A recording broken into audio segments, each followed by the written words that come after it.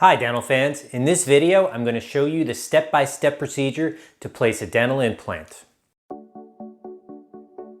Hi, I'm Dr. Rich, teaching you about dentistry and teeth so that you can have a very nice smile. Please hit the subscribe button if you want to learn more about your teeth and how to take care of them. In this video I'm going to show you the step-by-step procedure I use to place a Bicon implant. If you want to learn what a dental implant is, check out my What is a Dental Implant video. I'll leave a link down in the description and up here. Now this video is not a how-to guide for a dentist or a dental student.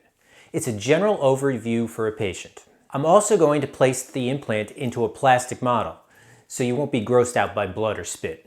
I had a dental patient who was all gung-ho to get implants to replace his teeth. He set up his next appointment and everything.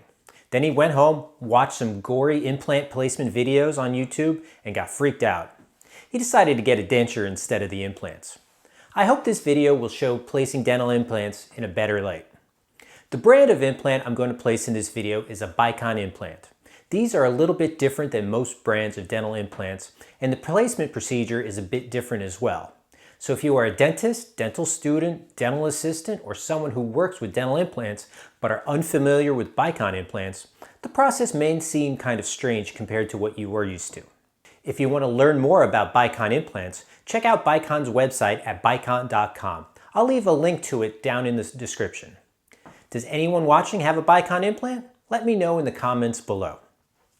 Here is the foam model in which I'm going to place the implant. I removed the last molar on one side of the model.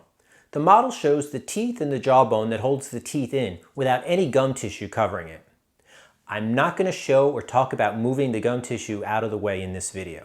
Here's the implant I'm going to use. It's a 4.5 millimeter wide and 6 millimeters long. It's not a real implant, it's a brass replica of an implant, but it has the same design as a real implant. Here's a real Bicon implant. As you can see, it's gray, not gold colored. This one is 6 millimeters wide and 5 millimeters long. Most of the time I use the 4.5 by 6 millimeter long implants. So the first step in placing a dental implant is drilling a pilot hole in the spot where you want the implant to go. When I'm placing an implant in a patient's mouth, I'll use a surgical guide to help me put the implant in the correct spot. Here is a very simple version of a surgical guide just to give you an idea as to what it's like. You want the implant to be underneath where the permanent crown will be eventually. I'll start by using the pilot drill to drill a hole in the correct spot.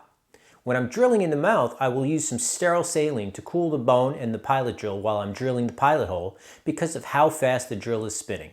It's spinning at 1100 RPM. I'll only drill down about 4 millimeters, then place a guide pin to make sure the hole is at the correct angle. I'll look at it from all sides, and sometimes I'll take an x-ray as well. Once I'm satisfied with the angle and the placement of the 4 millimeter deep pilot hole, I'll finish drilling the pilot hole to the correct depth. The implant I'm going to place is 6 millimeters long.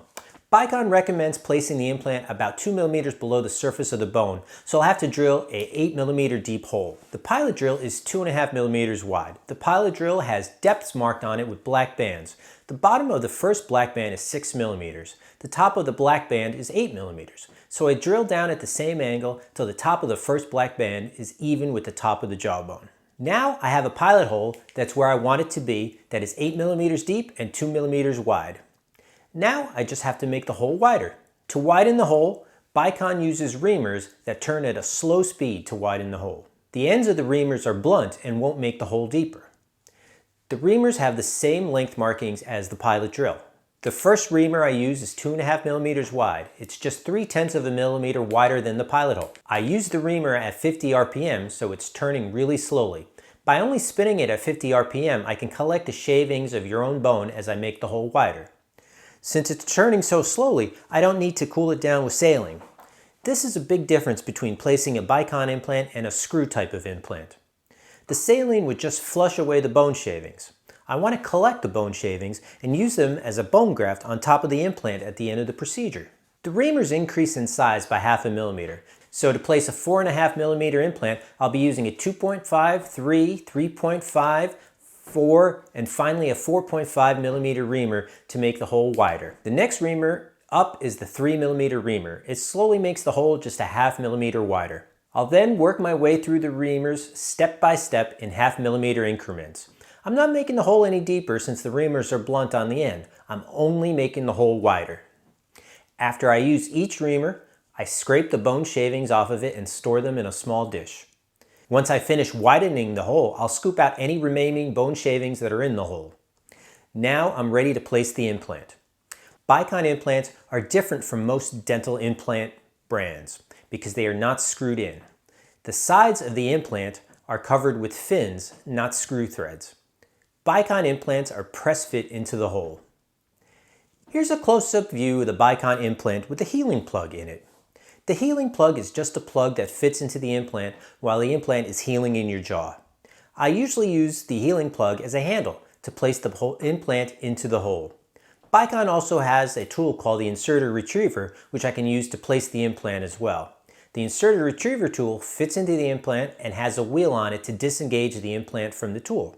As the name implies, I can also use this tool to remove the implant if I need to. 99% of the time, I just use the healing plug. I hold it like this and then put the implant into the hole I made.